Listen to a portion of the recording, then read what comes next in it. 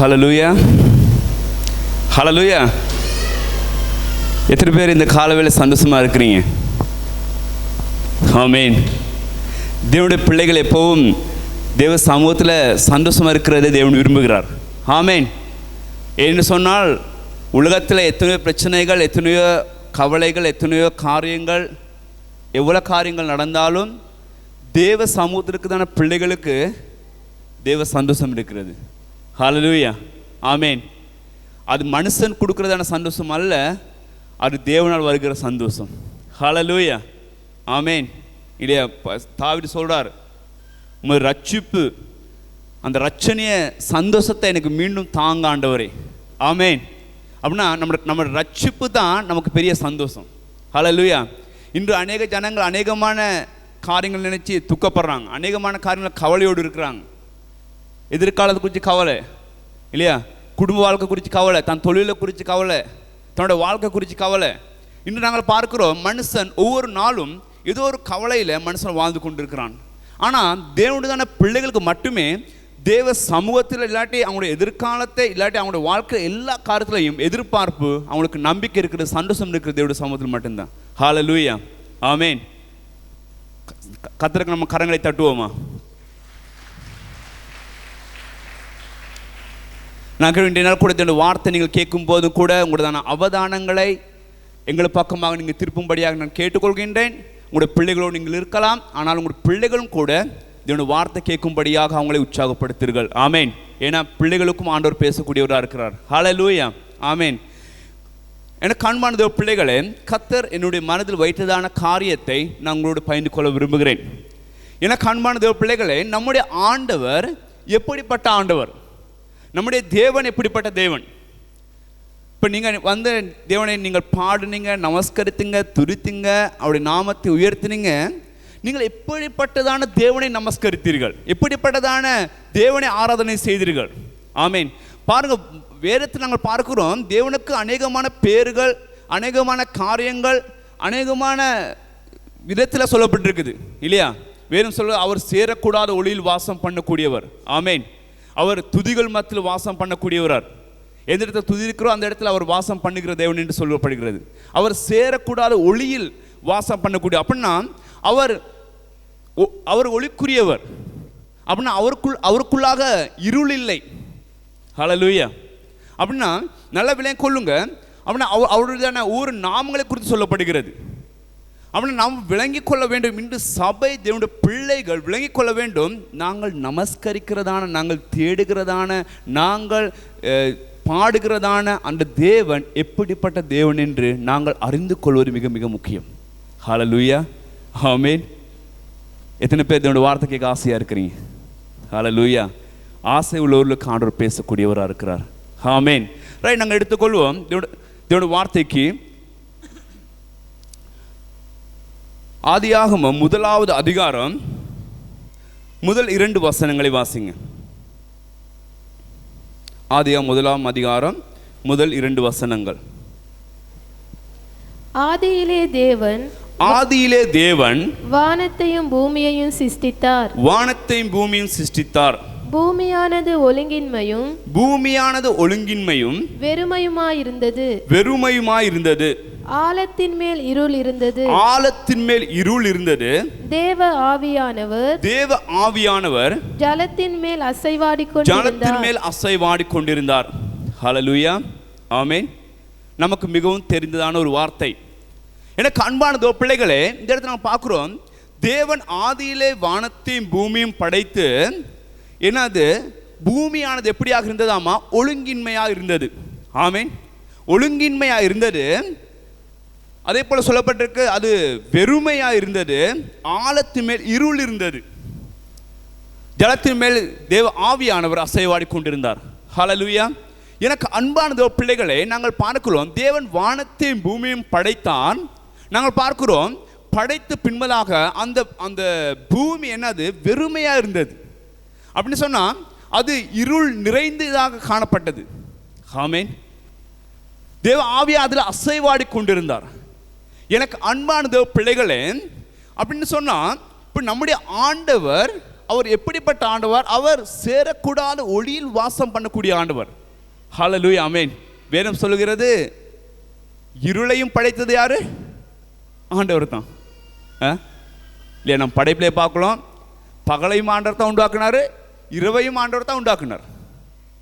முக்கியமான காரியம். ஆனால் நாங்கள் பார்க்குற இதை படைத்து பின்பதாக இந்த வெறுமையான தன்மை, இந்த இருளான தன்மை, அப்படியான ஒரு சூழ்நிலையில் இந்த பூமி இருக்கும் போது தேவன் முதலாவதாக படைத்ததான காரியம் என்ன? அது நாங்கள் அதுக்கு அடுத்த வசனம், 3வது வசனத்தை வாசிங்க. தேவன் வெளிச்சம் உண்டாக கடவது என்றார். தேவன் வெளிச்சம் உண்டாக கடவது என்றார். வெளிச்சம் உண்டாயிற்று. வெளிச்சம் உண்டாயிற்று. ஹல்லேலூயா, ஆமென். தேவன் என்ன செய்கிறார்?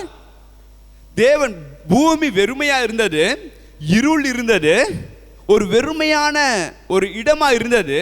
தேவன் என்ன செய்கிறார்? வெளிச்சத்தை படைத்தார்.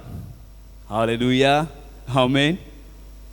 தேவன் முதலாவது செய்ததான காரியம் என்ன நாங்கள் பார்க்கிறோம். எனக்கு அன்பானது, தேவன் வெளிச்சத்தை படைக்கிறார். இப்போ பூமி உண்டாக்குறது எத்தனை நாள் போனிச்சு ஆண்டவருக்கு? 6 நாள் இல்லையா? 6 நாள் பூமியை உண்டாக்கினார். இப்போ முதலாவது நாள் ஆண்டவர் படைக்கிறார். என்ன? வெளிச்சத்தை படைத்தார். அப்படின்னா இப்போ வெளிச்சத்தை பின்பதாக ஆண்டவர் எல்லாமே படைக்கிறார். எனக்கு அன்பான தேவ பிள்ளைகளே, நல்ல விலை கொள்ளுங்க. ஏன் ஆண்டவர் முதலாவதாக வெளிச்சம் படைக்க காரணம்? ஆமென். நல்ல விலை கொள்ளுங்க. ஏன் வெளிச்சம் படைக்க முன்னுக்கு மிருகங்கள், பறவைகள், சமுத்திரம் இல்லையா, ஊர் பிராணிகள், சமுத்திரத்தின் மச்சங்கள், இப்போ அது பிறகு நான் பார்க்குறோம் அதெல்லாம் படைச்சார் சொல்லி. இப்போ அதெல்லாம் ஏன் முன்னுக்கு படைச்சிட்டு வெளிச்சம் பிறகு படைச்சிருக்கலாமே? ஏன் ஆண்டவர் எல்லாத்துக்கும் முந்தாக வெளிச்சத்தை படைத்தார்? எனக்கு அன்பை நான் இந்த வசனத்துக்குள்ளாக நான் யோசித்தேன். பாருங்க, ஏன்னு சொன்னால் வெளிச்சம் இல்லாத இடத்துல, அந்த இடத்துல என்ன இருக்குது? இருள் இருக்கிறது. ஆமென். வெளிச்சம் இல்லாத இடத்துல இருள் இருக்கிறது. அப்படின்னா இருள்ல எந்த காரியம் செய்ய முடியாது. பக்கத்துல சொல்லுங்க, இருள்ல எந்த காரியத்தை செய்ய முடியாது. ஹல்லேலூயா. ஏன்னா இருள்ல ஒரு மனுஷன் நடந்தான்னு சொன்னா அவனோட வாழ்க்கையில தடுமாற்றம், அவன் போற இடத்துக்கு போக இயலாது. இப்போ பாருங்களேன், உங்களோட வீட்டில் சில நேரத்தில் நீங்கள் இரவில் இருப்பீங்க. நீங்கள் இரவில் இருக்கும்போது திடீர்னு கரண்ட் போயிடும். இப்போ நீங்கள் இருக்கிறீங்க, ஓலில் இருக்கிறீங்க. ஓலில் இருக்கவங்க இப்போ குசினிக்கு போகணும் ஒரு 100 மீட்டர். இப்போ என்னென்ன, இப்போ திடீர்னு கரண்ட் போட்டோன்னு நீங்கள் என்ன செய்வீங்க? எப்படி போவீங்க? பிச்சுட்டு போயிட்டு எடுத்துகிட்டு வந்துடுவீங்களா நெருப்பெட்டியை? என்ன செய்வீங்க? போட்டு தடுமாறிக்கு தான் போவீங்க. கொஞ்சம் கதவு எங்கே இருக்குது, வாசல் எங்கே இருக்குது, குசின் கதவு எங்கே இருக்குது, இப்போ தடுமாறி தான் பிடிச்சி தான் போவீங்க. என்னது, இது எங்கே கதவு எங்கே இருக்குது, வாசல் எங்கே இருக்குது, குசின் எங்கே இருக்குது, நெருப்படி எங்கே இருக்குது, ஒரேடியாக நீங்கள் போக மாட்டீங்க. ஏன்னா இருள் இருக்கிறதான இடம், அதில் எந்த காரியத்தை நமக்கு செய்ய முடியாது. ஹல்லேலூயா, ஆமென். எனக்கு அன்பான தேவ பிள்ளைகளே, நல்ல விலை கொள்ளுங்க. அப்படின்னா நம்முடைய தேவன் சேரக்கூடாத ஒளியில் வாசம் பண்ணக்கூடியதான தேவன், அவர் இருளை வெளிச்சமாக மாற்றக்கூடிய தேவன். ஹல்லேலூயா, ஹல்லேலூயா. எனக்கு அன்பான தேவ பிள்ளைகளே, நாங்கள் பார்க்கிறோம் தேவன் முதலாவது செய்த காரியம் என்ன? அவர் இருளை முதலாவதாக வெளிச்சமாக்கினார். இருளான இடத்தை அவர் என்ன செய்தார்? வெளிச்சமாக்கினார். ஹல்லேலூயா, ஆமென். அதற்கு பின்பதாகத்தான் நாம் பார்க்கிறோம் மற்ற எல்லா காரியங்களை தேவன் ஒவ்வொரு நாளும் படைத்து வந்தார். 6 நாளும் படைத்தார். ஹல்லேலூயா. எனக்கு அன்பான தேவ பிள்ளைகளே, அன்பான சபையே, நான் உங்களுக்கு சொல்றதான காரியம் நல்ல விலை கொள்ளுங்க. இன்று நம்முடைய வாழ்க்கையில வேண்டும், முதலாவதாக நம்முடைய வாழ்க்கையில வெளிச்சம் வேண்டும். நம்முடைய வாழ்க்கை நம்முடைய வாழ்க்கைக்கு தான இருளான தன்மைகள் முதலாவதாக அகன்று போக வேண்டும். ஹல்லேலூயா. எத்தனை பேருக்கு விளங்குது? எனக்கு அன்பான தேவ பிள்ளைகளே, இதை நான் வாசிக்கிறவள் நான் யோசித்தான காரியம், ஆண்டவர் முதலாவதாக அதைத்தான் படைத்தார், வெளிச்சத்தை. ஏன்? அவருக்கு தேவையா இருந்தது இந்த பூமி இருள் அல்ல, அந்த இருளை நான் நீக்க வேண்டும். ஆமென், ஹல்லேலூயா. நல்ல விலை கொள்ளுங்க. இதான் வேதம் சொல்கிறது, நாங்கள் அந்த காலத்தில் இருக்கிறதுக்காக நாங்கள் இருளுக்குரியவர்கள் அல்ல. ஆமென். வேதம் சொல்கிறது என்ன? நாங்கள் பகலுக்குரிய ஜனங்கள், நீங்கள் இருளுக்குரிய ஜனங்கள் அல்ல. பக்கத்தில் சொல்லுங்க, சர்வசபா சொல்லுங்க, நீங்கள் இருளுக்குரிய ஜனங்கள் அல்ல, நீங்கள் பகலுக்குரிய ஜனங்கள். நீங்கள் இருளுக்குள்ளாக கிரியசை இருளுக்குரியவர்கள் அல்ல. இருளான காரியங்களுக்குள்ளாக இருக்கிறதுக்கு, இல்லாட்டி இருளான தன்மைகளுக்குள்ளாக இருக்கிறதுக்கு நீங்கள் இருளுக்குரியவர்கள் அல்ல, நீங்கள் பகலுக்குரியவர்கள். எனக்கு அன்பான பிள்ளைகளே, நல்ல விலை கொள்ளுங்க. அப்படின்னு சொன்னா நாங்கள் வெளிச்சத்தின் பிள்ளைகள்.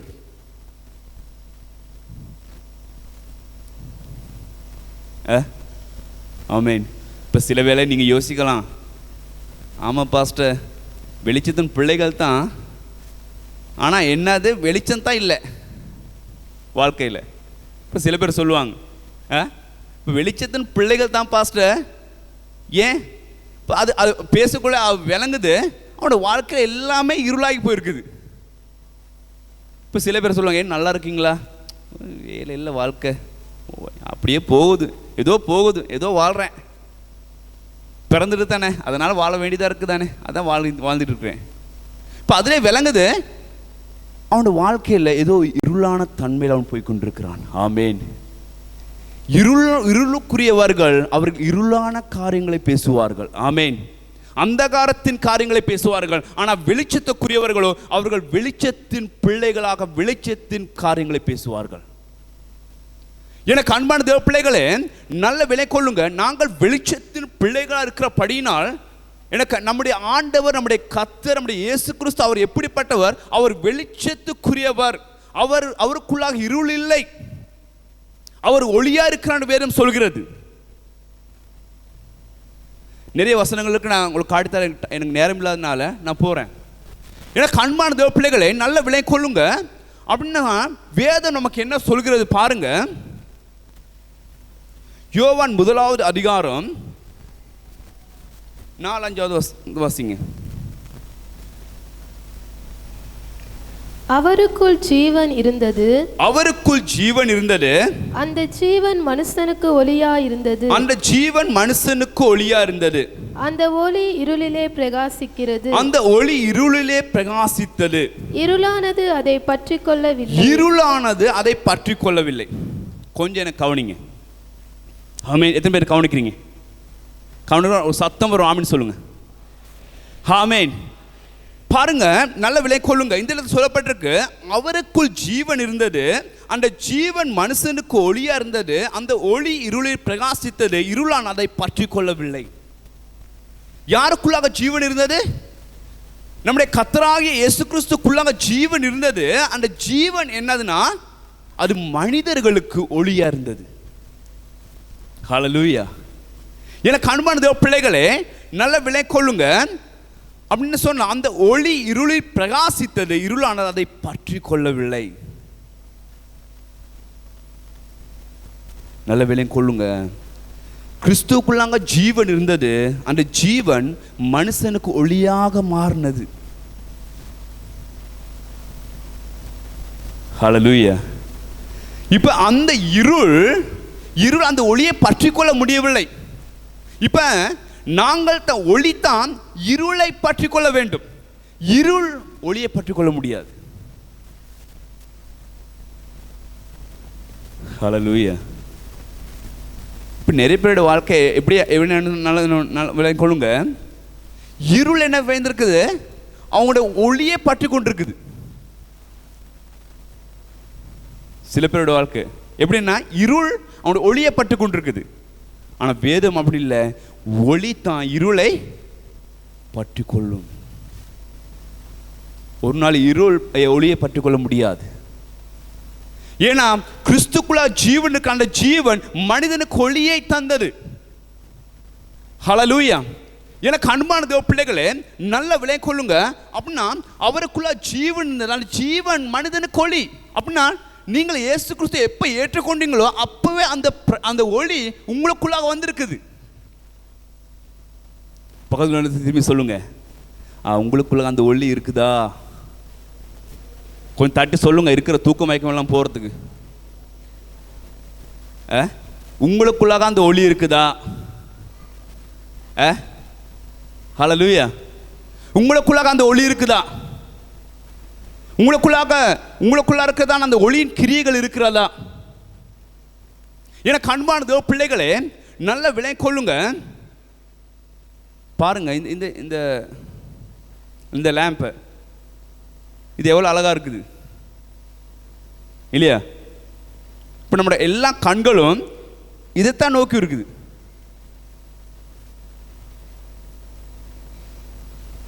ஏன் இது மற்ற வெளிச்சத்தை விட இது கொஞ்சம், இந்த வெளிச்சம் கொஞ்சம் வித்தியாசமாக இருக்குது, இந்த ஒளி கொஞ்சம் வித்தியாசமாக இருக்குது. எனக்கு அன்பான தேவ பிள்ளைகளே, நல்ல விலை கொள்ளுங்க. அப்படின்னு சொன்னால் நமக்குள்ளா இருக்க அந்த அவருக்குள்ளா ஜீவன் இருந்தது, அந்த ஜீவன் மனுஷனுக்கு ஒளியாக மாறினது. அப்படின்னு சொன்னால் கிறிஸ்துக்குள்ளாக ஜீவன், அந்த ஜீவன் இப்போ யாருக்குள்ளாக வந்திருக்குது? இன்று நமக்குள்ளாக வந்திருக்குது. அப்படின்னா நாங்கள் யார்? சொல்லுங்களேன், நாங்கள் யார்? நமக்குள்ளாக அந்த ஒளி இருக்குது. ஆமே, நாங்கள் ஒளிக்குரியவர்கள். ஹல்லேலூயா. கரங்களை தட்டும் ஆண்டவருக்கு. நல்ல நல்ல விலை கொள்ளுங்க. ஏன்னா கிறிஸ்துக்குள்ளா இருக்கிறதான ஜீவன் இன்று நமக்குள்ளாக வந்திருக்குது. ஹல்லேலூயா. அப்படின்னா அந்த ஜீவன் நமக்குள்ள வந்த உடனே நமக்குள்ளாக ஒளி வந்துருச்சு. நமக்குள்ள இருந்த அந்த இருள் அது அகண்டு போயிருச்சு. அப்படின்னா இன்னும் நாங்கள் அந்த காலத்தில் இன்னும் நாங்கள் இருளான காரியங்களுக்குள்ளாக நாங்கள் வாழ்ந்து கொண்டிருக்கோம்னு சொன்னால் கிறிஸ்துவின் ஜீவன் நமக்குள்ளாக இன்னும் வந்து இல்லைன்னு அர்த்தம். இன்னும் அந்த உணர்வு நமக்கு வரல. இன்னும் நாங்கள் அந்த காலத்தில் வாழ்றோம்னு சொன்னால் இன்னும் கிறிஸ்துவின் ஜீவன் நமக்குள்ள வந்து இல்லை. இன்னும் அந்த காலத்து கிரியைகள் நம்ம வாழ்க்கையில் இருக்கிறோம் என்று சொன்னால் இன்னும் கிறிஸ்துவின் ஜீவன் நமக்குள்ள வந்தில்லாத அர்த்தம். ஹல்லேலூயா. ஆமென். நாங்கள் ஒளியின் பிள்ளைகள். ஹல்லேலூயா. ஆமென். அவர் சேரக்கூடாத ஒளியில் வாசம் பண்ணுகிறார். அப்படின்னா அவருடைய பிள்ளைகளும் நாங்களும் ஒளியின் பிள்ளைகள். எனக்கு அன்பான தேவ பிள்ளைகளே, நல்ல விலை கொள்ளுங்க. அப்படின்னா இப்போ இந்த ஒளி, கிறிஸ்துக்குள்ள இந்த ஒளி மனுஷனுக்கு பிரகாசித்தது. ஆமென். அப்படிதான் வேற சொல்லுது இல்லையா? மனுஷனுக்கு பிரகாசித்தது. இப்ப நல்ல விலை கொள்ளுங்க. அப்படின்னா இந்த ஒளி மனுஷனுக்கு பிரகாசிக்க வேணும்னு சொன்னால் நல்ல விலை கொள்ளுங்க. அது அந்த ஒளி அந்த மனுஷன் என்ன செய்யணும்? அறிய வேணும். அந்த ஒளியை காண வேணும். இப்ப நீங்க அந்த ஒளியை கண்டனால தான் நீங்க இந்த இடத்துல இருக்கிறீங்க. ஹல்லேலூயா. இன்று நிறைய பேர், இன்று அநேகமான ஜனங்கள் அந்த ஒளியை சரியா கண்டு கொள்ளல. அந்த ஒளிக்கு தானே முக்கியத்துவம், அது எவ்வளவு பிரகாசமான ஒளி என்று சரியாக புரிஞ்சு கொள்ளல. அதனால தான் இன்று நிறைய பேரோட வாழ்க்கை எப்படியா இருக்குதுன்னா, சில இருளான தன்மைகளுக்குள்ளாக ஒரு சாதாரணமான வாழ்க்கை வாழ்ந்து கொண்டிருக்கிறார்கள். ஏன்னா இன்று சபை தேவனுடைய பிள்ளைகள் அவங்களுக்குள்ள இருக்கிற அந்த ஒளிக்குதான அதுக்குதான பெருமதி சரியாக அறியாதனால தான் இன்று சாதாரணமாக இன்று உலக மனிதர்களைப் போல வாழ்ந்து கொண்டிருக்கிறார்கள். ஹல்லேலூயா. ஆமென். பாருங்க, வேதம் நமக்கு சொல்கிறது, என் அன்பான பிள்ளைகளே, யோவான் 12:46 வாசிங்களே.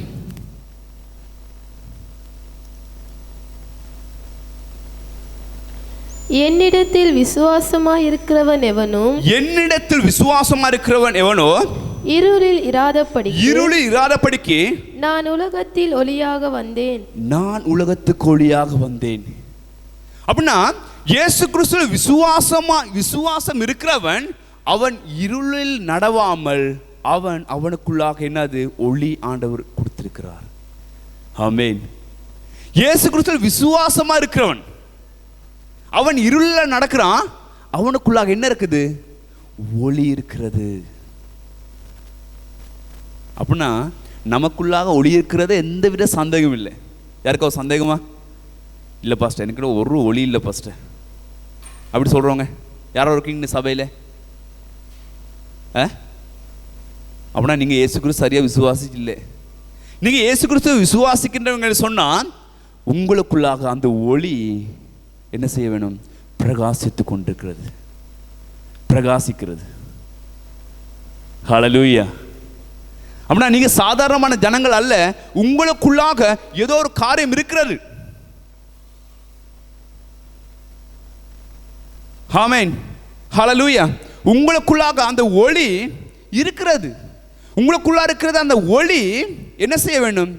மற்ற ஜனங்கள் காண வேண்டும். ஒளியை மறைக்க இயலுமா? யாருக்காவது வெளிச்சத்தை மறைக்க இயலுமா?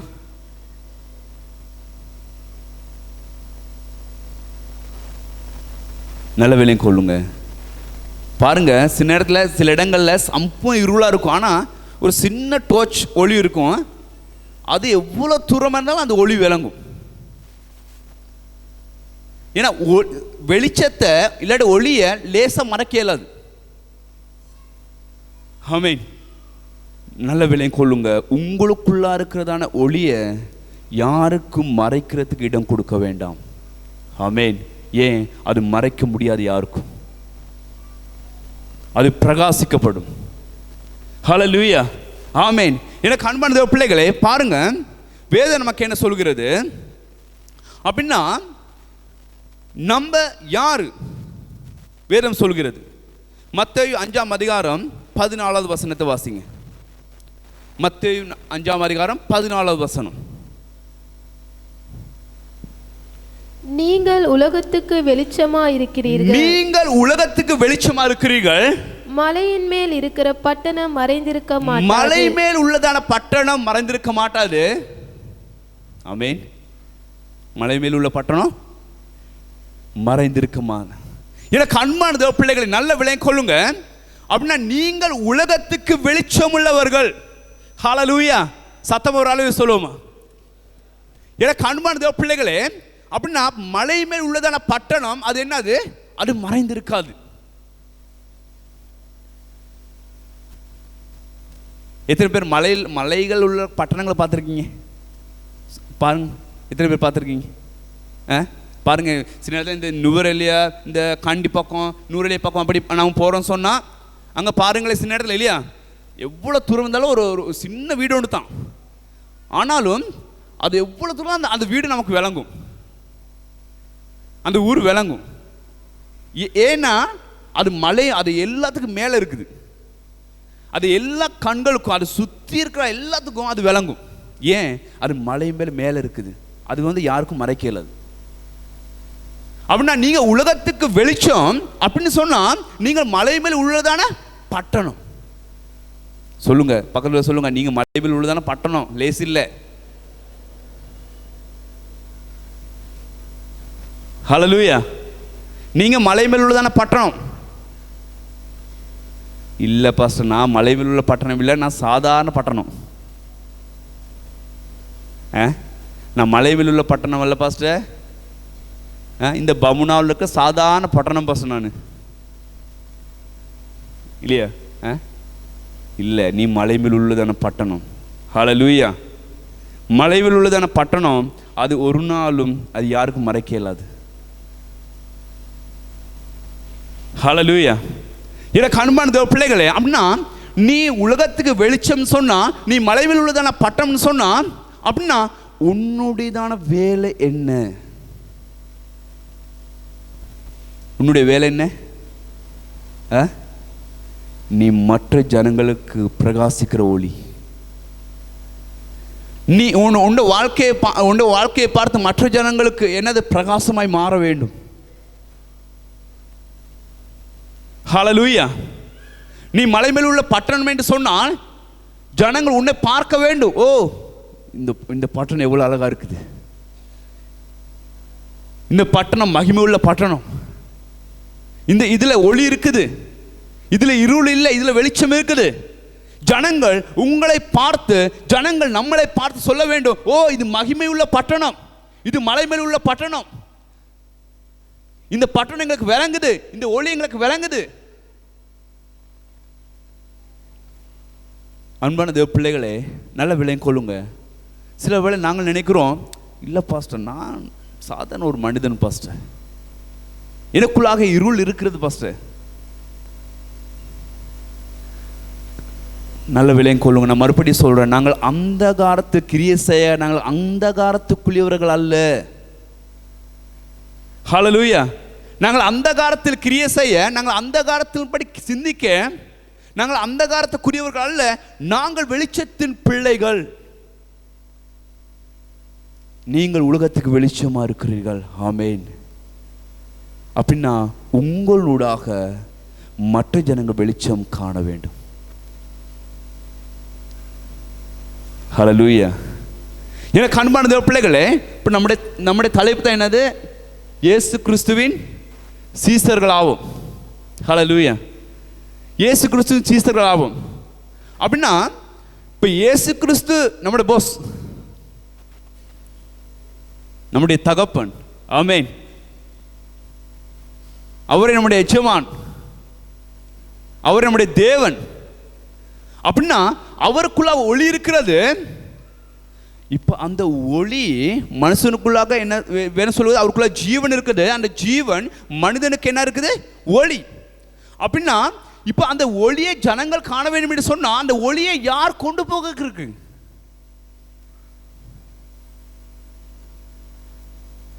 அந்த கிறிஸ்துவின் ஒளி யார் மூலமாக அவங்களுக்கு ஜனங்கள் காண வேண்டும்?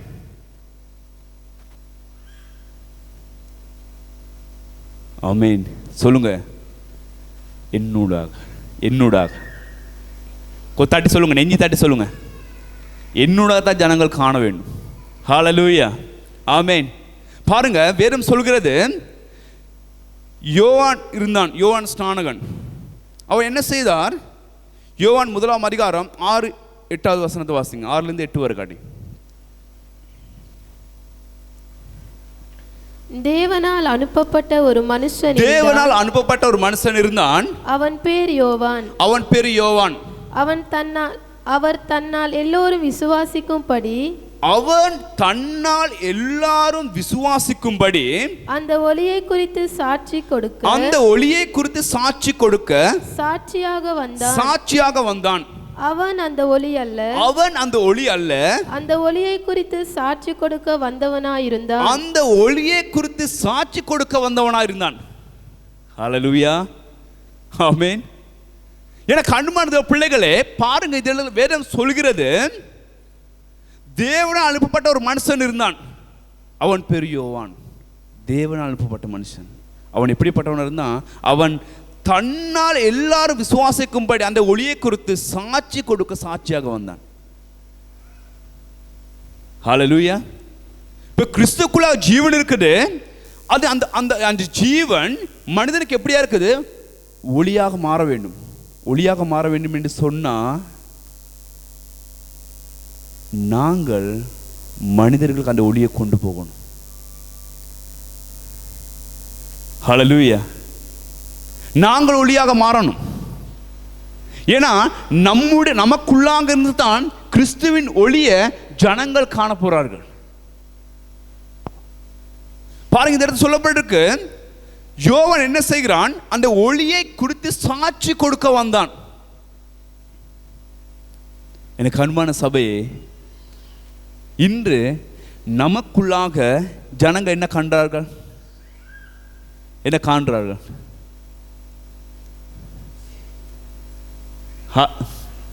சொல்லுங்களேன்.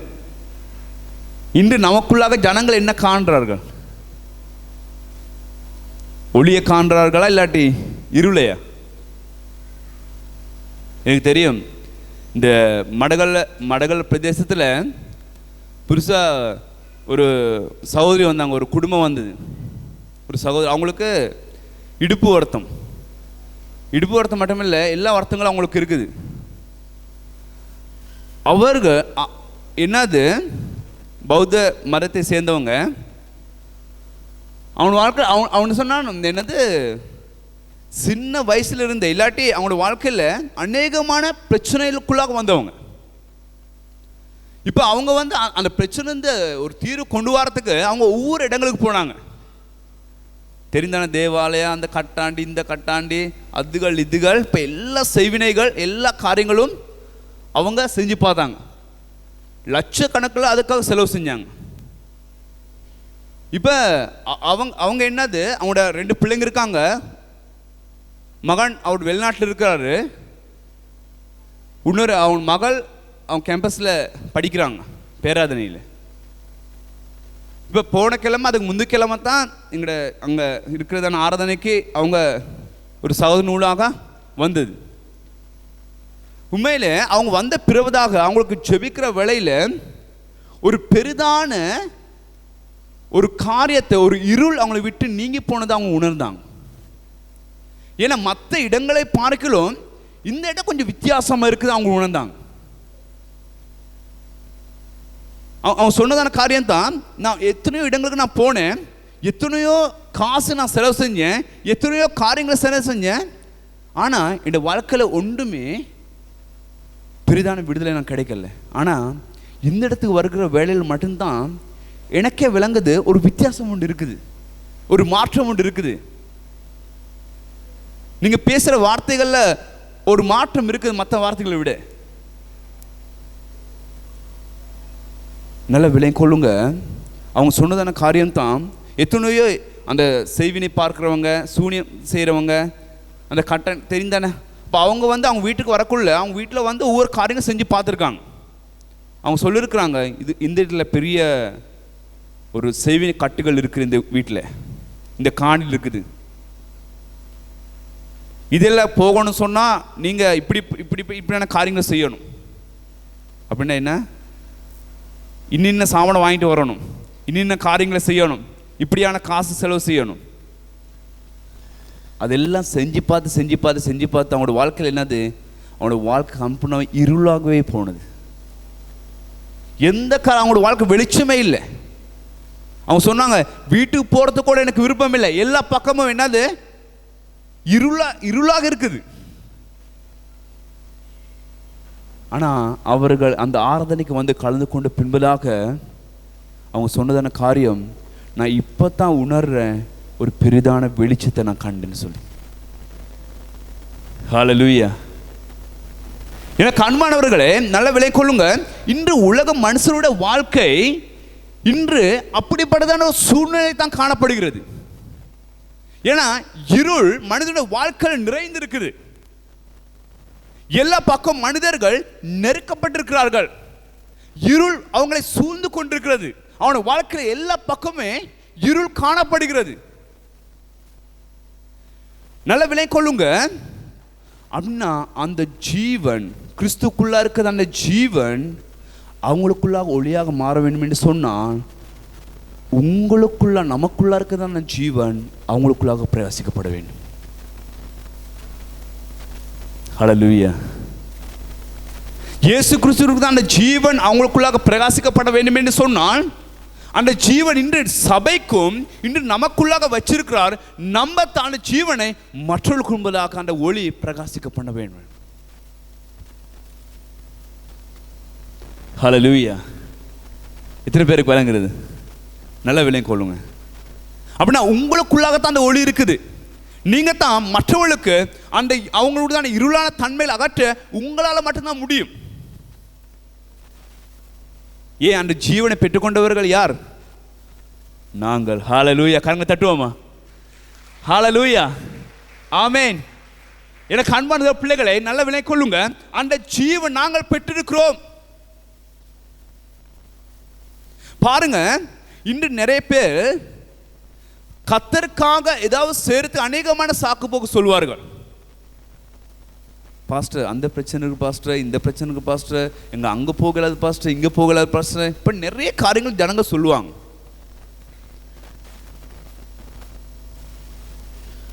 ஆனா இன்னும் நாங்கள் பார்க்கிறோம், இப்ப யோவானுக்கு இருந்த பிரச்சனை என்ன? இல்லையா? அவனுக்கு அந்த நாட்கள் அவனுக்கு பிரச்சனை இருக்கலையா?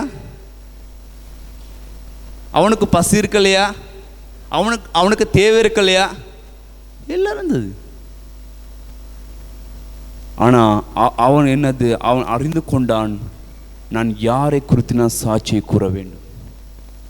நான் அந்த ஒளி அல்ல, அந்த ஒளியை குறித்து சாட்சி கொடுக்க ஆண்டவர் என்னத்தான் வச்சிருக்கிறாரு. எனக்கு அன்பானது பிள்ளை நல்ல விலை கொள்ளுங்க. அந்த ஒளியை குறித்து சாட்சி கொடுக்க கர்த்தர் வேறு ஜனங்களை வச்சில்ல. இன்று சபையும் இன்று எங்களை தாண்டவர் அந்த ஒளியை குறித்து சாட்சி கொடுக்க வச்சிருக்கிறார். அப்படின்னா நீங்க அந்த ஒளியை குறித்து என்ன செய்யணும்? சாட்சி கொடுக்கின்றவளா இருக்கணும். ஹல்லேலூயா, ஆமென். எனக்கு அன்பான பிள்ளைகளே, பாருங்க, வேதம் நமக்கு சொல்கிறது. ஏசாயா 49வது அதிகாரம் 6வது வசனத்தை வாசிங்க. ஏசாயா 49வது அதிகாரம் 6வது வசனம். யாக்கோபின் கோத்திரங்களை எழுப்பவும் இஸ்ரவேலில் காக்கப்பட்டவர்களை திருப்பவும் நீர் எனக்கு தாசனாயிருப்பது அற்ப காரியமாயிருக்கிறது. நீர் பூமியின் கடைசி பரியந்தமும் நீ பூமியின் கடைசி பரியந்தும் என்னுடைய ரட்சிப்பா இருக்கும்படி உம்மை ஜாதிகளுக்கு ஒளியாகவும் வைப்பேன் என்றார். உம்மை ஜாதிகளுக்கு ஒளியாக வைப்பேன் என்றார். ஆமென். இஸ்ரவேலை ஆண்டவர் என்ன சொல்றாரு? இஸ்ரவேலே, உன்னை இஸ்ரவேலுக்குள்ளாக மட்டுமல்ல, உன்னை ஜாதிகளுக்கு நான் ஒளியாக வைப்பேன். ஜாதிகள் சொன்னா எல்லா ஜாதிகள், எல்லா ஜனங்களுக்கு நான் ஒளியாக வைப்பேன். இப்ப இது ஒரு தீக்கு தரிசனமான வார்த்தை. இது ஒரு தீக்கு தரிசனம். இப்ப இந்த தீக்கு தரிசனம் எங்க நிறைவேறுன்னு சொன்னா, நாங்க பார்க்கிறோம் அப்போஸ்தலர் 13ஆம் அதிகாரம் 47 வசனத்தை வாசிங்க. நீர் பூமியின் கடைசி பரியந்தமும் ரட்சிப்பா இருக்கும்படி உம்மை ஜாதிகளுக்கு ஒளியாக வைத்தேன் என்கிற வேத வாக்கியத்தின்படி கர்த்தர் எங்களுக்கு கட்டளையிட்டிருக்கிறபடியினால் இப்படி செய்கிறோம் என்றார்கள். ஹல்லேலூயா. இது பவுல் சொல்றதான காரியம். ஏன்னா பவுலுடையதான அந்த சுவிசேஷம், பவுலுடையதான வார்த்தைகளை யூதர்கள் ஏற்றுக்கொள்ளாத நிமித்தமாக பவுல் என்ன செய்கிறார்? அவர் அந்நிய ஜாதிகளிடத்தில் போறார். ஆமென். இது ஏசாயா தீர்க்கதரிசனோட சொல்லப்பட்டதான அதே வசனம் நாங்கள் பார்க்கிறோம். புதிய ஏற்பாடு பவுலுடைய காலத்தில் அதை நிறைவேறப்படுகிறது. எனக்கு அன்பான பிள்ளைகளே, நல்ல விலை கொள்ளுங்க.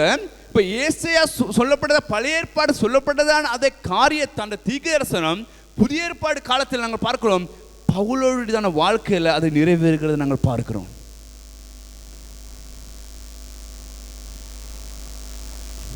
ஆமென். அப்படின்னு சொன்னா மத்தேயு 28:19-20 வசனத்தில் சொல்லப்பட்டதான வசனம் எல்லாத்துக்கும் மனப்பாடம் இல்லையா? அது வாசிக்க தேவையில்லை. நீங்கள் புறப்பட்டு போய் சகல ஜாதிகளை சீசராக்கி பிதா குமார் பரிசுத்தாவினால் ஞானஸ்தானம் கொடுத்து நான் சீசராக்கி நான் உங்களுக்கு போதித்தவர்களை அவர்கள் கை கொள்ளும்படி அவர்களுக்கு உபதேசம் பண்ணுங்கள். இது உலகம் முடிய பயந்தும் சகல நாட்கள் நான் உங்களோடு கூட இருக்கிறேன். இப்ப நல்ல விலை கொள்ளுங்க. இந்த வசனம் 2000 ஆண்டுகளுக்கு முன்பதாக இயேசு கிறிஸ்து சொல்லி முடிஞ்சு சீசர்கள் சொன்னதான வார்த்தை. அப்படின்னு சொன்னா அந்த வார்த்தை எப்ப நிறைவேறணும்? இந்த காலத்தில் அது நிறைவேற வேண்டும். ஹல்லேலூயா, ஆமென். அந்த வசனம் அந்த காலத்துக்குரியது மட்டுமல்ல, அந்த வசனம் இன்று இந்த காலத்தில் நிறைவேற வேண்டும். எனக்கு அன்பான பிள்ளைகளே, அப்படின்னு சொன்னா அந்த கிறிஸ்துக்குள்ளான ஜீவன் இந்த காலத்தில் ஜனங்கள் மத்தியில் போக வேண்டும். அந்த சாட்சி அப்படின்னா அந்த ஒளியை கொண்டு போக வேண்டும். நீங்கள் ஹல்லேலூயா. எத்தனை பேர் ஒளியா மாற போறீங்க? எத்தனை பேர் பிரகாசிக்க போறீங்க? நல்ல விளையம் கொள்ளுங்க. நீங்க சாதாரணமான பிள்ளைகள் அல்ல. ஹல்லேலூயா. நல்ல விளையம் கொள்ளுங்க. அவருக்குள்ள ஜீவன் இருந்தது. அந்த ஜீவன் மனிதனுக்கு ஒளியா இருந்தது. அப்படின்னா அந்த ஜீவன் இன்று நமக்குள்ளா இருக்குது. நாங்களும் மற்றவர்களுக்கு ஒளியாக மாறணும். நாங்கள் உலகத்துக்கு வெளிச்சமாக இருக்கிறோம். அந்த ஜீவன், அந்த கிறிஸ்துக்குள்ளா இருக்கிற ஜீவன் இன்று நமக்குள்ளாக ஜனங்கள் காண வேண்டும். ஹல்லேலூயா. இல்லை பிரதாஸ், அந்த ஜீவன் இன்று நமக்குள்ள ஜனங்கள் காண வேண்டும். அந்தகாரத்தின் கிரியைகளை அகற்றி போடுங்க. அந்தகாரத்தின் காரியங்களை அகற்றி போடுங்க. உங்க வாழ்க்கையில் இருக்கிறதானே. இன்னும் நீங்கள் அந்த இடத்துக்கு நீங்கள் வந்தில்லைன்னு சொன்னால் நல்ல விலை கொள்ளுங்க. இன்னும் நீங்கள் என்ன இருக்கிறீங்க? நீங்கள் இன்னும் அந்தகாரத்தில் இருக்கிறீங்க. அந்தகாரத்தின் கிரியைகளுக்குள்ளாக இருக்கிறீங்க.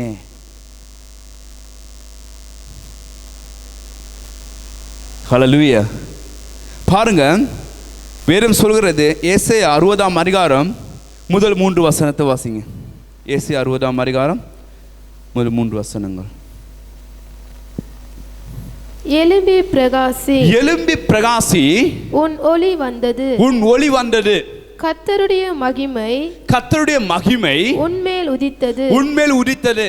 இதோ இருள் பூமியையும், இதோ இருள் பூமியையும், காரிருள் ஜனங்களையும் மூடும், காரிருள் ஜனங்களை மூடும். ஆனாலும் உன்மேல் கர்த்தர் உதிப்பார், ஆனால் உன்மேல் கர்த்தர் உதிப்பார். அவருடைய மகிமை உன்மேல் காணப்படும், அவருடைய மகிமை உன்மேல் காணப்படும். உன் வெளிச்சத்தினிடத்திற்கு ஜாதிகளும், உன் வெளிச்சத்திற்கு ஜாதிகளும், உதிக்கிற உன் ஒளியினிடத்திற்கு ராஜாக்களும் நடந்து உதிக்கிற வருவார்கள், உன் ஒளிக்கு ராஜாக்களும் நடந்து வருவார்கள், நடந்து வருவார்கள். ஹல்லேலூயா. ஆமென்.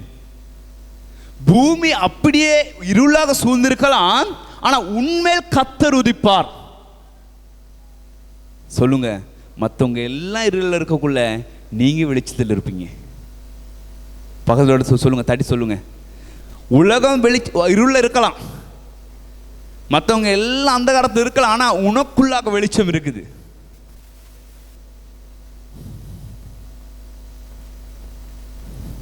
ஹல்லேலூயா. இல்லையா? மற்றவங்க எல்லாம் அந்த காலத்தில் இருக்கலாம், கர்த்தர் உண்மையில வெளிச்சத்தை வச்சிருக்கிறார். அந்த வெளிச்சத்தை தேடி ஜனங்கள் வரப்போறார்கள். ஹல்லேலூயா. நீங்கள் மற்றவங்களுக்கு ஒளியாக மாற போறீங்க. நீங்க போற இடங்கள்ல நீங்கள் மற்றவங்களுக்கு ஒளியாக மாற போறீங்க. நீங்க போற இடங்கள்ல இருள் நிறைஞ்சிருக்கலாம், ஆனா அந்த இடத்துல ஜனங்கள் காரணம் உங்களிடத்துல இருக்கிறதான அந்த வெளிச்சம். ஹல்லேலூயா. ஆமென். நல்ல விலையும் கொள்ளுங்க. எலும்பு பிரகாசி, உன் ஒளி வந்தது. எலும்பு பிரகாசி. தேவனுக்காக உன் வாழ்க்கை அர்ப்பணி. தேவனுக்காக நீ இடம் கொடு. தேவனுக்காக நீ ஏதாவது செய்ய நீ முன்னுக்கு வா. தேவனுக்காக உன் வாழ்க்கையை குறித்து உன் வாழ்க்கை தேவனுக்கு கொடு. எனக்கு அன்பான பிள்ளைகளே, நல்ல விலையும் கொள்ளுங்க. உன்னிடத்திற்கு தான ஒளி இருளாகாம வைத்துக் கொள்வது அது உன்னுடையதான பொறுப்பு. ஹல்லேலூயா. ஆமென். எலும்பு பிரகாசி. முழு உலகமே இருள இருக்கலாம், மற்ற ஜனங்களோட வாழ்க்கை இருள்மான் போகலாம், அந்த காலத்தை அவங்க வாழலாம், ஆனால் கர்த்தர் உன்னை ஒளியாக வைத்திருக்கிறார், உன்னை வெளிச்சமாக வைத்திருக்கிறார். எதற்கு சொன்னா அவருடைய ஜீவனை ஜனங்களுக்குள்ளாக கொண்டு போகும்படியாக. ஆமென். அவருக்குள்ளா இருக்கிற ஜீவனை ஜனங்கள் மத்தியில் கொண்டு போகும்படியாக.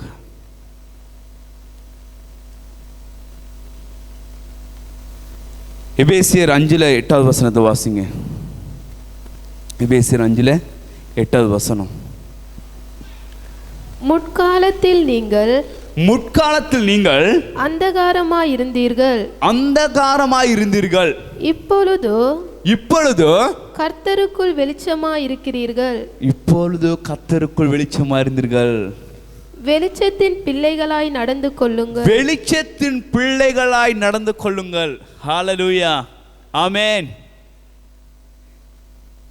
பக்கத்தில் சொல்லுங்க, முந்தி நீங்க அந்த காலத்துல இருந்தீங்க உண்மைதான், இப்ப நீங்க வெளிச்சத்தில் இருக்கிறீங்க. சொல்லுங்க, தட்டி சொல்லுங்க.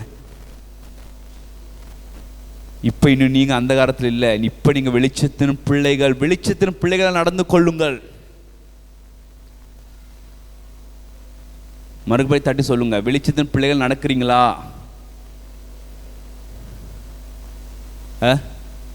என்ன சொன்னாங்க? நடக்கிறாங்களாம்மா? நடந்து கொண்டு இருக்கிறோம் இல்லையா? இன்னும் நடக்கிறோம், நடந்து கொண்டு தான் இருக்கிறோம். இன்னும் வெளிச்சம் வரல. ஆமென். எனக்கு அன்பான சபை, நாங்கள் வெளிச்சத்தின் பிள்ளைகள். ஹல்லேலூயா, ஆமென்.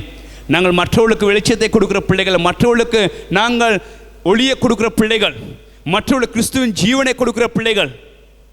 நம்மிடத்தில் அந்தகாரம் நம்முடைய வாழ்க்கையில் இருக்க முடியாது. ஹல்லேலூயா. நான் கடைசி ஒரு வசனத்தை வாசி நான் முடிக்க விரும்புகிறேன். லூக்கா 2ஆம் அதிகாரம் 30வது வசனம். லூக்கா 2ஆம் அதிகாரம் 30வது வசனம். புறஜாதிகளுக்கு பிரகாசிக்கிற ஒளியாகவும், புறஜாதிகளுக்கு பிரகாசிக்கிற ஒளியாகவும், உம்முடைய ஜனமாகிய இஸ்ரவேலுக்கு மகிமையாகவும், உம்முடைய ஜனமாகிய இஸ்ரவேலுக்கு மகிமையாகவும். அதுக்கு அடுத்த வசனம்.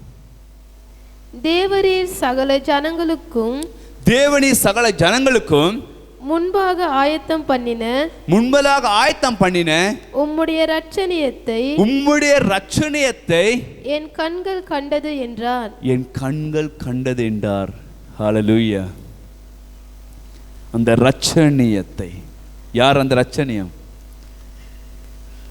இயேசு கிறிஸ்து. ஹல்லேலூயா, ஆமென்.